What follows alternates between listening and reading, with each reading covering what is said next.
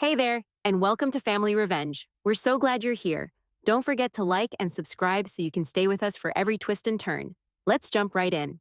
The moment I stepped into the dining room, I could feel the tension pressing down on me like a heavy blanket. Everyone was already seated, their faces set in that same stern, practiced expression I knew too well. My mother's hands were clasped tightly on the table as if she was holding the whole conversation together by sheer force of will. Trevor, my older brother, sat next to her, looking like he was waiting to deliver a verdict. His wife, Amanda, was next to him, wearing that polite but slightly smug smile that always made me want to roll my eyes. My dad sat at the far end, quiet but watchful, as though he'd already decided which side he was on. Victoria, Mom said, her tone calm but laced with judgment. Sit down, honey. We need to talk. She gestured to the single chair at the end of the table, the one that might as well have been labeled defendant. I hesitated for just a second, letting my gaze sweep across the room. They had obviously been waiting for me, planning this. I could practically hear the rehearsed lines in their heads. Part of me wanted to turn around and leave, but I knew that would only fuel their narrative, the one where I was the stubborn daughter who refused to listen. So I sat, quietly, ready. Do you know why we're here? Mom started. Her voice was soft, like she was about to deliver bad news, but I could tell she was gearing up for a speech. We're worried about you. I folded my hands on my lap. I'm fine, Mom. She sighed in that way that suggested I was anything but fine. Honey, you've been living in that tiny apartment for nearly a year now, and that car you're driving, it's falling apart. It's not what we imagined for you. Trevor leaned forward, like a prosecutor preparing to state his case. You had a job at Goldman Sachs, Victoria, a future most people would kill for, and you just walked away from it. What's going on with you? This phase you're going through? It's not you. You're wasting your potential. Amanda nodded, her perfect blonde hair bobbing slightly. Honestly, we're just concerned. You're 30, and you've got all this talent. Why would you throw it all away for whatever this is? I resisted the urge to laugh. The way she said, whatever this is, like my entire life was a random hobby, was almost comical. Instead, I leaned back, calm. I didn't throw anything away. I left because I wanted to. It was my decision. Mom's expression tightened. Victoria, you're not making sense. You had everything. The salary, the respect. People were proud of you. Now, I can't even explain to my friends what you do. There it was. The shame, not because of who I was, but because she didn't have an easy, impressive answer when people asked. Is this about me, or about you not wanting to sound embarrassed at book club? I asked before I could stop myself. Victoria, she snapped, clearly offended. Dad shifted uncomfortably, but stayed quiet, just like he always did when Mom was in lecture mode. Trevor sighed. Look, we're just trying to help you. You've been isolating yourself, and we're worried that you're stuck, maybe even depressed. I think you need to get back on track. You know, the track you were meant for. Amanda leaned in, lowering her voice as if she was saying something kind. Trevor's right. We all think you're just lost right now.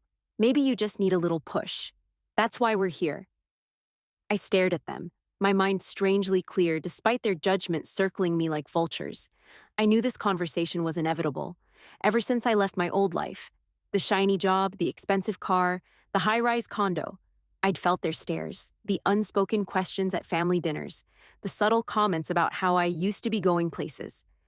I'm not lost, I said finally, my voice steady. I just don't want what you want for me. Mom frowned. Then what do you want, Victoria? Because from where we're sitting, it looks like you've thrown your life away. I haven't, I replied quietly. I'm just not living it on your terms. The silence that followed was thick, but I didn't back down. I wasn't going to apologize for choosing a life that made sense to me, even if it didn't make sense to them.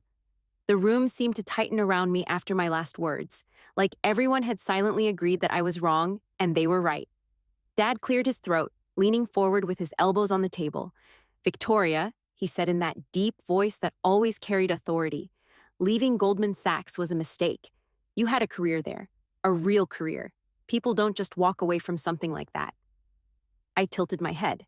People do when it makes them miserable, Dad. Miserable? He looked stunned, like the idea had never crossed his mind. Do you know how many people would kill for that job? That kind of salary? You had the chance to set yourself up for life. I felt my shoulders tense, but I forced myself to stay calm. I didn't want to spend my life chained to a desk, working 80 hours a week just so I could say I made partner one day. That's not living. Trevor gave a short laugh, like I had just said something naive. You think what you're doing now is living? Come on, Vic. You went to one of the best business schools in the country. All those years, all that education, and for what? To sit around and do what exactly? This little experiment of yours isn't a career. It's wasting your potential, Amanda finished for him, smiling as if she had just dropped a pearl of wisdom. Honestly, I don't even understand what you do all day. Trevor says it's like stock trading or something. Isn't that basically gambling? I blinked at her, momentarily stunned by the condescension dripping from her voice. Gambling? That's what you think I do? Well, she began, leaning forward as though she was explaining something to a child. You sit around and, guess where the market will go. It's not exactly a job you can rely on, is it? My jaw tightened. Amanda, you don't have a clue what I do, so maybe don't assume you understand it. Victoria, Mom interjected, her voice firm but falsely sweet. No one is trying to insult you. We're just worried. This isn't the life we pictured for you. You're living in that tiny apartment, driving that old car, and now you don't even have a steady paycheck. It's not what we raised you to settle for. I let out a dry laugh. Settle? I made a choice, Mom. I chose a life that doesn't revolve around impressing anyone. Well, we think you're making a mistake, Dad said sharply. You need structure, a real job, something with benefits, with security. I called a friend of mine last week, and he glanced at Mom. We found you some opportunities. My stomach dropped. Opportunities? Trevor smirked. Yeah, we lined up a couple of interviews for you at some top firms. They'd love to have someone with your resume. All you have to do is show up and remember you're not too good for the corporate world. I stared at them, stunned. You set up interviews for me without asking me? We're trying to help you, Victoria, Mom said. Like that excused everything. 3 firms, all of them prestigious. This is your chance to get your life back on track. I shook my head, trying to process the audacity. So let me get this straight. You all think I'm failing so badly that you went behind my back and arranged job interviews I never asked for? We're not going to stand by and watch you throw your future away, Dad said. You'll thank us later. Amanda added, you should go, because if you don't, well, your parents can't keep supporting this phase, not forever. The implication hit me like a slap. Supporting me? I repeated. I haven't asked any of you for a single dime, not one. Victoria, that's not the point, Mom said quickly. The point is, if you don't start taking your future seriously, we're going to have to step back. We can't keep watching you do this to yourself. I stared at them, my pulse pounding. They didn't get it, not at all. And the worst part was, they weren't interested in understanding. They wanted me to be someone I wasn't anymore. You know what's funny? I asked finally, my voice low. You're all so sure I'm failing, but none of you have ever asked me what I actually do. Not once. So tell me, what do you think I do all day? The silence that followed was deafening. Amanda shifted uncomfortably, and Trevor avoided my gaze. It was clear they had no answer. I sat there, feeling like a defendant in a trial I hadn't agreed to attend. The dining room was quiet except for the faint hum of the air conditioner, and I could sense that my refusal to accept their opportunities had only made them more determined. Mom leaned forward, clasping her hands together like she was about to stage an intervention. Victoria, she said, her voice soft but pointed, I think you're not seeing things clearly right now. You've been withdrawn. You left your job. You live in that tiny apartment, and I can't help but think you're depressed. You're not yourself. I'm not depressed, I said, sharper than I intended. I'm just not playing by the same rules you want me to. Trevor jumped in like he had been waiting for that opening. Vic, this is classic quarter-life crisis stuff. I get it. You want to find yourself or whatever, but you're too smart to waste years trying to figure out what most people already know. You need structure, a career, a plan. I looked at him, wondering if he really believed the words coming out of his mouth or if he just liked playing the role of the responsible older brother. And you think I don't have a plan? I asked. That I'm just sitting around doing nothing? Well, he hesitated, glancing at Amanda as if she'd back him up. From what we can see, yeah, you left one of the best finance jobs in the country for what? Some side hustle? Amanda, never one to miss a chance to chime in, added, Trevor's right. I mean, it's not like you're doing anything real. Whatever this is, it's not a career. It's just temporary. I could feel my jaw tightening. Temporary? Is that what you think? That I just left Goldman Sachs to gamble my life away? She gave a little shrug, like she was trying to soften her jab. Well, I don't know what else to call it. You keep talking about investments, but you don't even have a real office. It doesn't sound like work to me. It sounds like you're just playing with money. Playing with money. The words hit me like an insult she didn't even realize was insulting. I felt my pulse quicken, but I forced myself to stay calm. You know, I said slowly, you've all made a lot of assumptions about me, but not one of you has asked me what I actually do with my time. Mom sighed, as if I was being dramatic. Sweetheart, we just want what's best for you. If you won't listen to us, then maybe you'll listen to reality. We lined up 3 interviews. Goldman isn't the only game in town. You could get back on track in no time. I stared at her, incredulous. You're not hearing me? I'm not interested in going back. Victoria, Dad said firmly, his tone like a gavel coming down. Don't throw away the opportunities people like us worked hard to give you. We can't keep supporting this rebellion forever. I laughed bitterly. Supporting me? I don't need your support. I've never asked for it. All I wanted was for you to trust me enough to know I can build something on my own. Build what? Trevor asked, his voice tinged with frustration. Some secret project you won't even explain? If it's so great, why are you hiding it from us? I looked at each of them one by one, my frustration bubbling just beneath the surface. They weren't listening. They never had. Before I could answer, my phone buzzed in my pocket. I pulled it out, relieved to see the name I'd been waiting for. Marcus. Sorry, I said, standing up and holding up the phone. But I need to take this. Victoria, Mom started, but I didn't give her the chance to finish. I answered the call and stepped toward the doorway, my heart pounding with something that felt like freedom. I stepped away from the table, my family's voices still buzzing behind me. But I didn't care. Marcus, I said into the phone, my tone instantly lighter. I've been waiting for your call. His voice came through crisp and warm. Victoria, I hope I'm not interrupting anything important, but I thought you'd want to hear this in real time. We've closed out the quarter, and I'm calling with the numbers. I glanced over my shoulder. Mom's arms were crossed, Trevor's brow furrowed, Amanda whispering something I couldn't hear. I smiled faintly and turned back, pressing the speaker button. Go ahead, Marcus. You're on speaker. Marcus paused. Are you sure?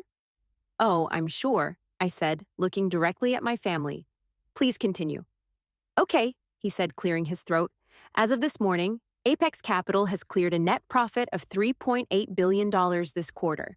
Our positions in quantum computing and renewable energy performed far beyond expectations, and the real estate division hit record highs.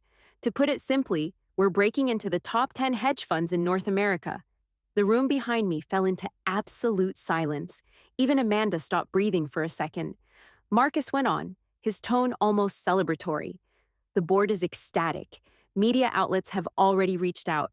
Bloomberg and Forbes are both asking for interviews. And your personal portfolio, Victoria? It's crossed the $4 billion mark in net worth. Congratulations. I could feel every pair of eyes in the room drilling into me. Mom's lips were slightly parted, like she'd forgotten how to close them. Dad had leaned forward, his elbows on the table, his face a mask of confusion.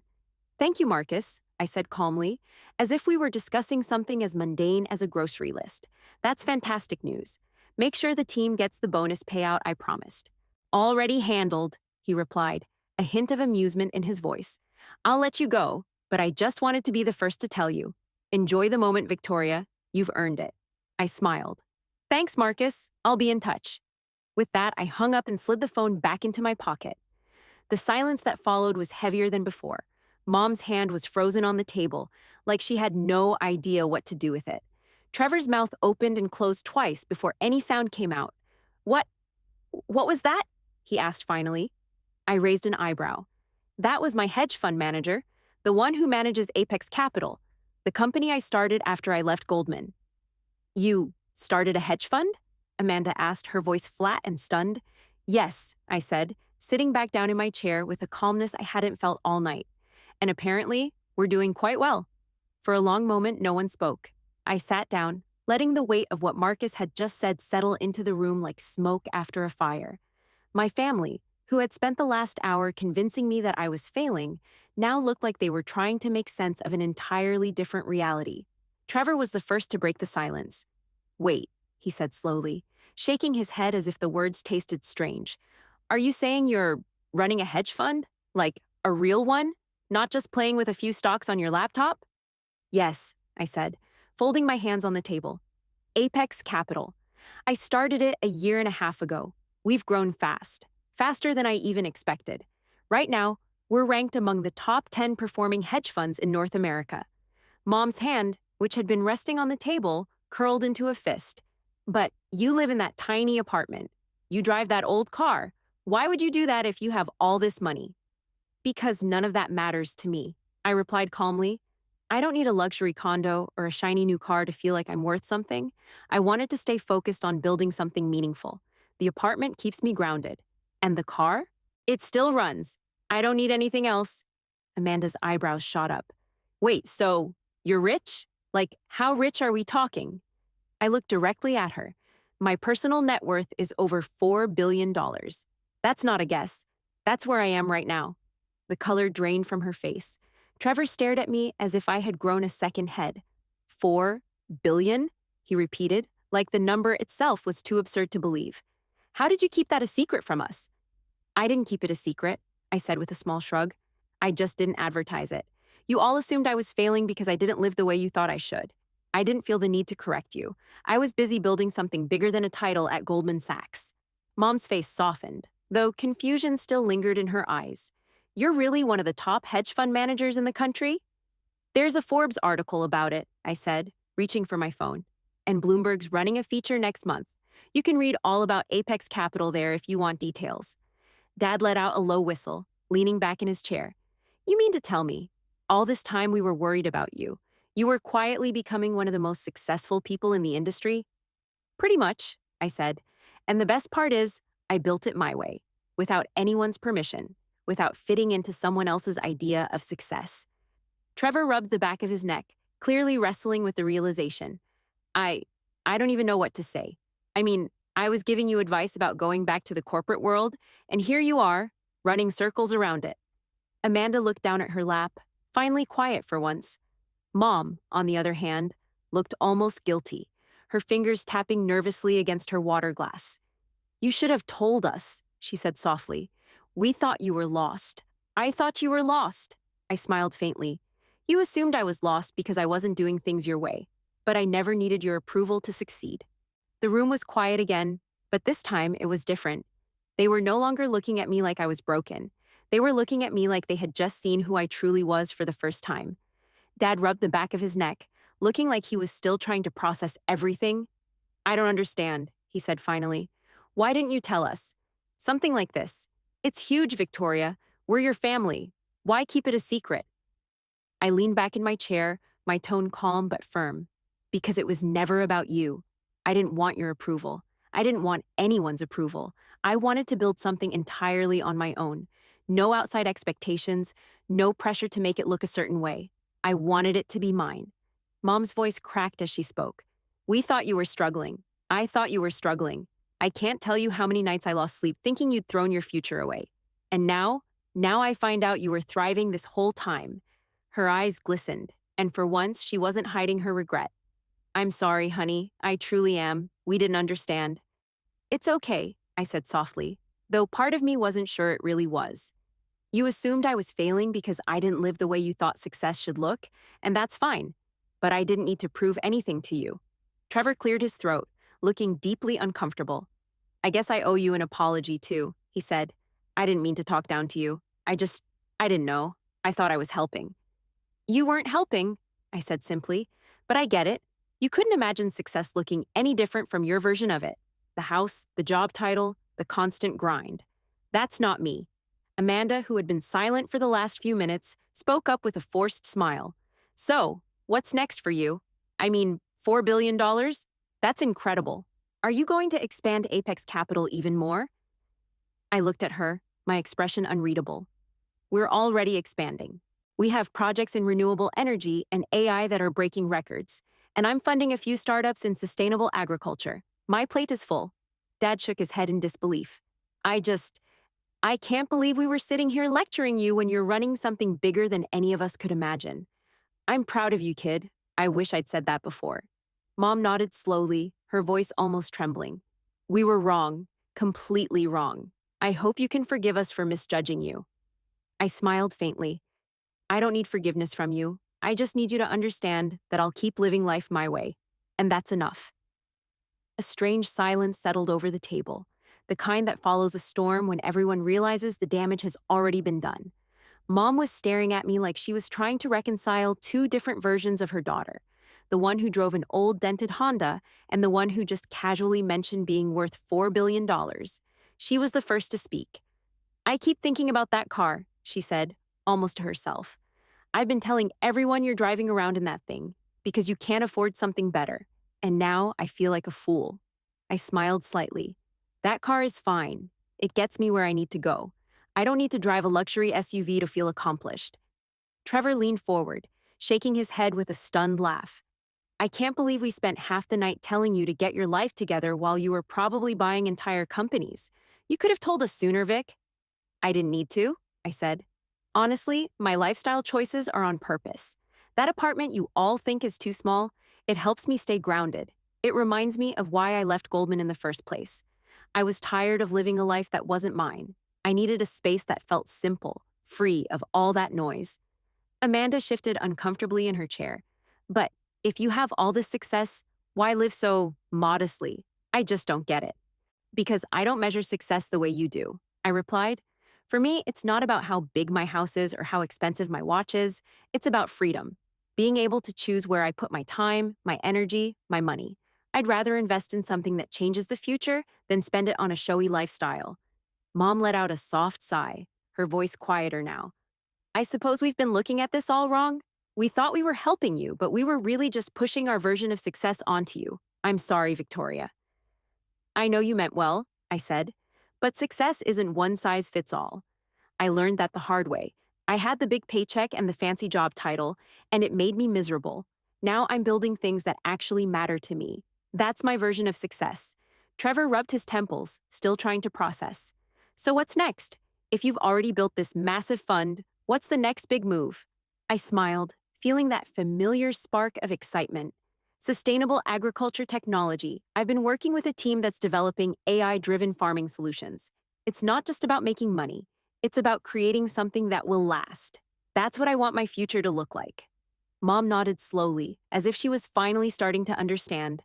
We've been so worried about the wrong things. We should have trusted you to know what you were doing.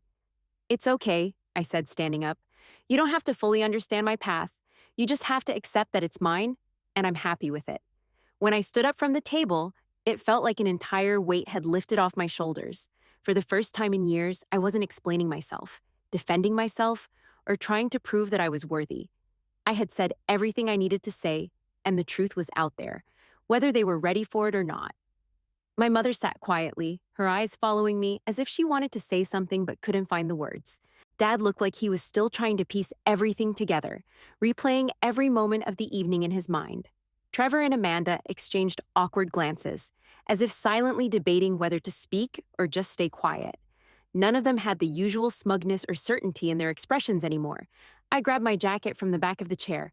I should go, I said, my voice even but calm. I think we've said enough for one night. No one argued. Not a single, wait, don't leave, or let's talk this through. It was as if they all understood that the conversation had reached its natural end, and for once, I had control of the ending. On my way to the door, I paused. I hope you all know that I don't hold any grudges, I said, glancing back at them. You didn't understand my choices, but that's okay. You don't have to. Just trust that I know what I'm doing. Mom's voice was quiet when she replied, We do now, Victoria. We do. I gave her a small nod, then walked out of the house. The cool evening air hit my face, and for the first time all night, I took a deep breath that didn't feel heavy. My old Honda was parked at the curb, and I smiled to myself as I climbed inside. To them, this car was a sign of failure, but to me, it was just another reminder that success isn't about appearances. As I drove away, the tension of the evening started to dissolve. I thought about everything I'd built, everything I'd fought for to have the life I wanted, not the one they imagined for me. It felt good to know I didn't need anyone's validation anymore. I was free. Back at the house, I imagined they were probably still sitting in silence, processing everything they'd just learned. Maybe they'd talk about it later. Maybe they wouldn't. Either way, It didn't matter to me anymore. This was just the beginning. There were more projects to fund, more ideas to bring to life, and now, without the weight of my family's expectations dragging me down, I felt unstoppable.